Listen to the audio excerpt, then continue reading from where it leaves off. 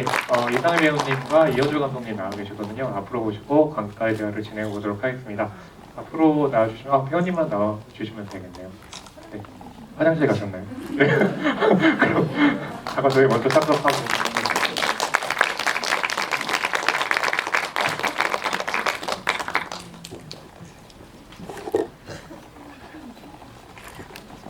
예, 그럼 먼저 감독님, 배우님 인사 말씀 들어보고 관객과의 대화를 진행해 보도록 하겠습니다. 일단 감독님 얘기부터 들어볼까요? 배우님 지금 바로 들어오셔가지고. 네, 반갑습니다. 저는 영화 만드는 이현주라고 합니다. 네, 안녕하세요. 반갑습니다. 연기하는 이상이라고 합니다.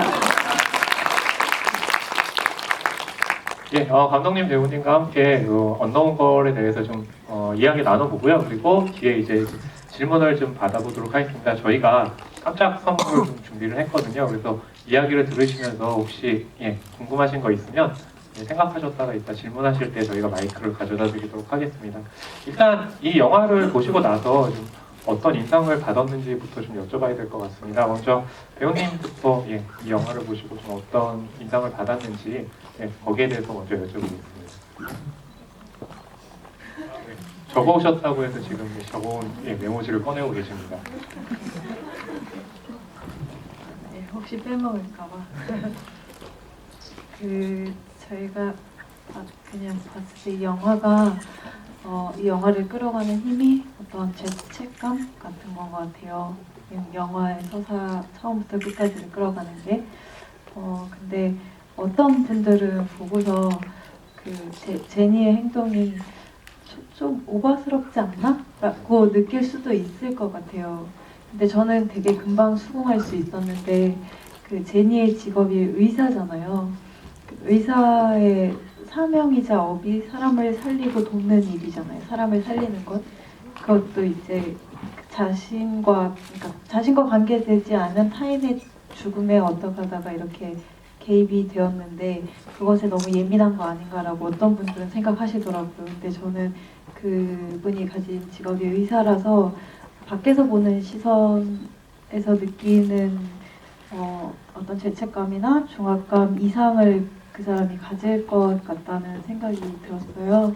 그래서 그 부분은 제가 많이 공감할 수 있었던 것 같아요.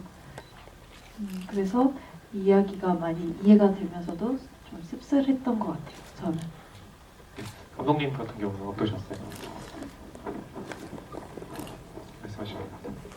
네, 사실 되게 좀 제가 여기 앉아 있는 게 맞나라는 생각을 되게 많이 했거든요. 그러니까 영화를 보는 어떤 그런 이제 감상이나 이런 것들은 다 굉장히 개별적인 건데, 제가 영화를 잘 만드는 사람도 아니고 이제 조금 알 듯 모를 듯 이런 입장에서 그냥 앉아서 정말 어떻게 보면은 감독으로서 진짜 거장 감독님이시거든요. 10편을 만드시고 얼마 전에 해외 영화제 갔을 때 저기 먼 곳에 이렇게 계시는 거를 제가 뵀어요. 어떻게 하다가 예태부리 영화제 거기서 어떤 공모상 같은 거를 이제 받으시는 걸 이렇게 뵀는데 정말 이렇게 와 어떻게 저분이 내 앞에 이렇게 살아서 걸어다니지 할 정도의 어떤 그런 감독님의 영화를 보고 이제 제가 이렇게 어땠다라고 얘기를 하는 게 사실은 굉장히 조심스러운 입장인데요. 근데 이제 봤던 어떤 소감이나 어떤 감상이나 이런 거는 처음에 그냥 솔직하게 얘기를 하면 극장에서 영화를 딱 보고 나왔을 때 뭔가를 이렇게 굉장히 압도한다라는 느낌을 받지는 않았어요. 그거는 저는 로제타를 봤을 때 충격이 워낙 컸기 때문에 그때 어떤 그러한 다르된 형제의 어떤 그런 인물을 따라가는 그런 어떤 카메라나 살아있는 그때 이제 여배우의 연기도 엄청났고 그런 어떤 충격을 받았던 게 이미 좀 컸기 때문에 이제 그러면 지금 10번째 극 장편을 만드신 감독님은 도대체 지금 사회에 대해서 어떤 이야기를 하실까에 대한 어떤 기대 같은 거로 봤거든요. 근데 느낌은 뭔가 굉장히 극장에서 나와서 바로 떠오른다기보다는 집에 가면서 이렇게 생각이 나는 부분이 있었어요. 왜 인물의 엔딩, 그러니까 왜 이 영화의 엔딩이 이랬을까? 더 자극적이라면 더 자극적으로 만들 수도 있는데 이전의 어떤 영화 만드는 방식이랑 좀 다르시다라고 생각이 됐던 거는 주인공이 고난을 겪는다기보다는 어떤 관찰자의 입장으로서의 장르 영화처럼 탐정물처럼 이렇게 쫓아가는 어떤 방식, 그러면서 주변의 인물들의 어떤 행동들 같은 것들이 오히려 인상 깊었거든요. 나중에 언니라고 해야 되나요? 네, 그분이 찾아왔을 때 그런 고맙다라고 얘기하는 거라기보다는 사실은 나는 질투를 했다라는 어떤 그런, 어떻게 보면 사족 같을 수 있거든요. 되게 인간적이기 때문에 이 영화의 느낌보다는 그런 어떤 것들이 되게 그러니까 뭔가 이렇게 인물의 군상들을 굉장히 힘주지 않으면서 보여주면서 이들이 과연, 그러니까 문을 정말 우리는 열어줄 수 있는가에 대한 질문을 돌아가면서 받게 됐던 것 같고요. 그래서 두 번 보면서 더 이해가 되는 약간 그런 느낌의 영화였던 것 같아요. 감독님이 그런 말씀 해주셔가지고 이렇게 마지막에 엔딩에 왜 그랬을까 라는 말씀을 해주셔가지고 그래서 그 생각을 좀 걸어가시면서 하셨다고 했는데 그래서 어떤 좀 결과에 좀 결론에 도달하셨나요? 그러니까 저는 이제 영화를 볼 때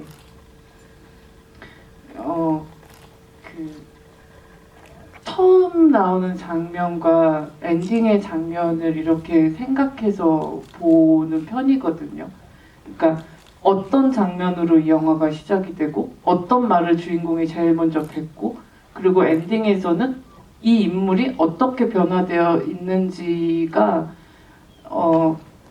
상업 영화나 이런 쪽에서는 뭐 아닌 경우도 있지만 대부분의 감독들이 영화를 만들 때 굉장히 신경 쓰는 부분인 것 같아요. 근데 처음 봤을 때 들어봐라고 시작을 하거든요. 인상 깊은 어떤 게. 그러니까 환자를 이렇게 마주보지도 않고 이렇게 등을 들고 청진기로 정말 그냥 의료 행위를 하는 진찰하는 행위를 하고 심지어 그냥 어떻게 보면 저는 약간 환자가 대상화된 느낌도 좀 받았어요. 그러니까 옆에 의논을 하잖아요. 이건 이런 거고 설명을 해주고.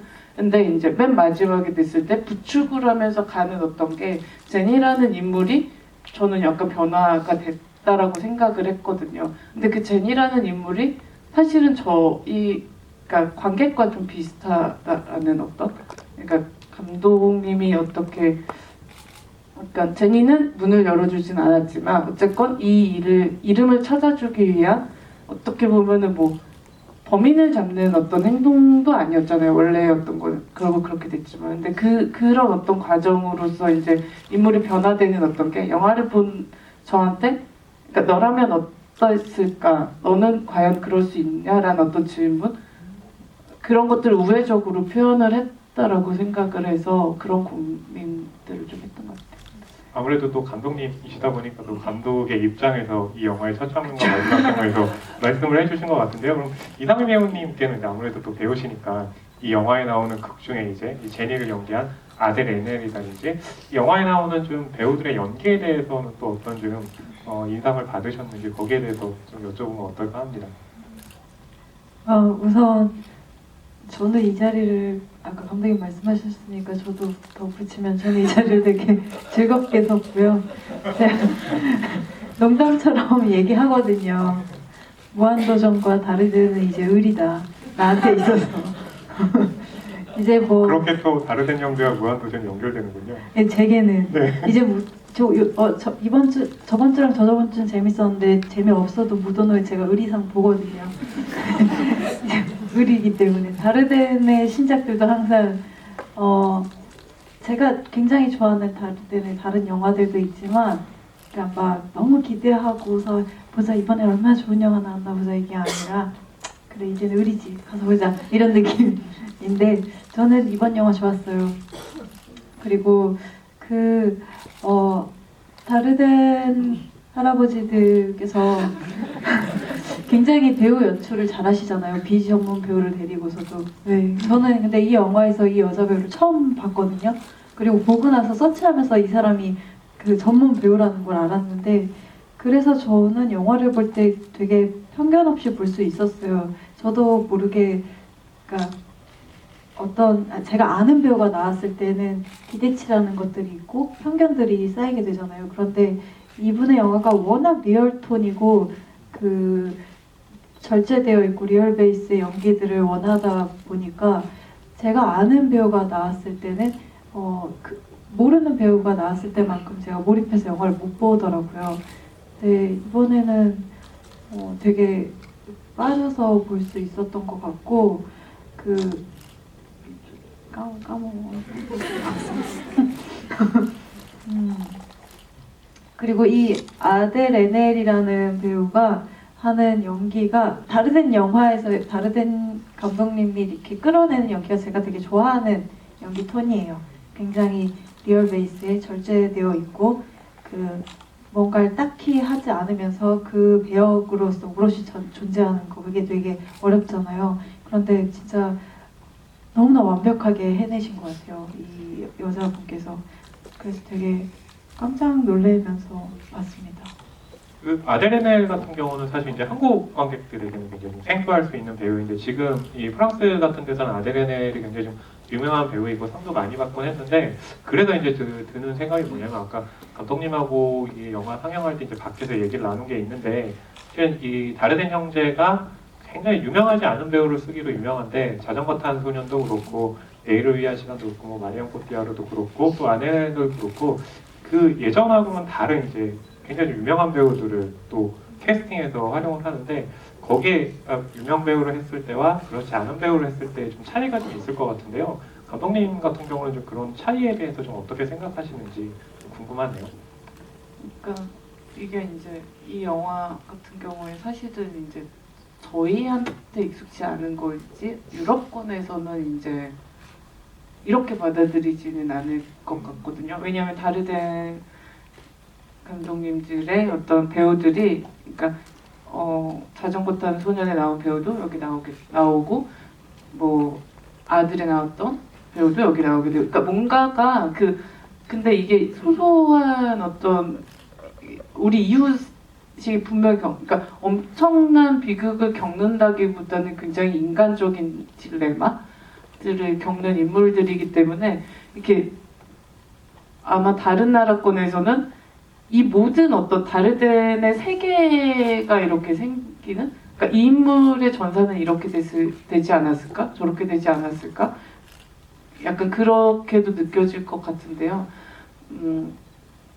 근데 아마도 이제 다르덴 형제 같은 경우에는 우리가 봤을 땐 굉장히 그러니까 이야기도 되게 리얼하고 뭔가 그렇기 때문에 그냥 현실을 이렇게 연기를 시켜놓고 배우를 자유롭게 만들고 이렇게 촬영을 할 것 같지만 사실은 굉장히 리허설을 많이 하시고 그 배우들을 다른 느낌을 보이게 하게끔 이 영화도 아마 뭐 거의 한 달간을 미리 리허설을 하고 동선을 잡고 카메라를 어디에 위치하고 이런 것들의 어떤 것들을 굉장히 집요하게 해서 사실은 이게 다 계획된 거라고 저는 생각을 하거든요. 근데 우리가 그렇게 느낄 뿐인 것 같고요. 아마 그런 것들은 그 어떤 인터뷰를 보면은 지금 여기 아데레네과 감독님도 뭐 우리 잘 맞아서 그렇게는 이렇게 됐다라고 하지만 그거를 맞추기 위한 서로 간의 관찰과 이런 것들은 다르덴 형제가 우선은 다큐멘터리부터 출발을 했기 때문에 그거를 잡아낼 수 있는 어떤 역량이 있는 분이라고 생각을 해서 그런 것들이 어떤 이 감독님들의 어떤 미학이나 이런 걸 만들지 않았을까라고 생각을 해요. 네. 사실 이제 다르덴 형제 같은 경우는 이 TV 쪽에서 일을 하다가 1978년에 이제 다큐멘터리 영화를 만들었고 87년부터 이제 그 장편 극영화를 만들기 시작을 했거든요. 그러다 보니까 이제 영화를 보고 있으면 카메라 움직이는 거 그렇고 뭔가 이렇게 좀 다큐멘터리적인 느낌 이런 게 있는데 아마 그런 것 중에 아마 가장 좀 두드러진 게 화면을 굉장히 좀 배우한테 밀착하고 찍는 그런 그 화면들이 굉장히 물론 이 영화에서는 이전 작품보다는 많이 줄어들긴 했지만 예, 그런 것들이 눈에 띄는데요. 그래서 이제 또 이상희 배우님께 궁금한 게 카메라가 굉장히 배우한테 밀착을 해서 찍을 때 그리고 좀 더 떨어져서 찍을 때 그럴 때 이제 배우들이 연기하는 자세라든지 뭐 태도라든지 이런 것들이 좀 달라지는지 궁금하거든요. 그 이상희 배우님의 경우는 좀 어떠신가요? 저는 달라지는 게 없는데 감독님들께서 다르게 요구를 하시는 것 같아요. 그 카메라가 우선 가까이 있으면 되게 큰 장점은 뭐든지 다 담긴다는 거죠. 그런데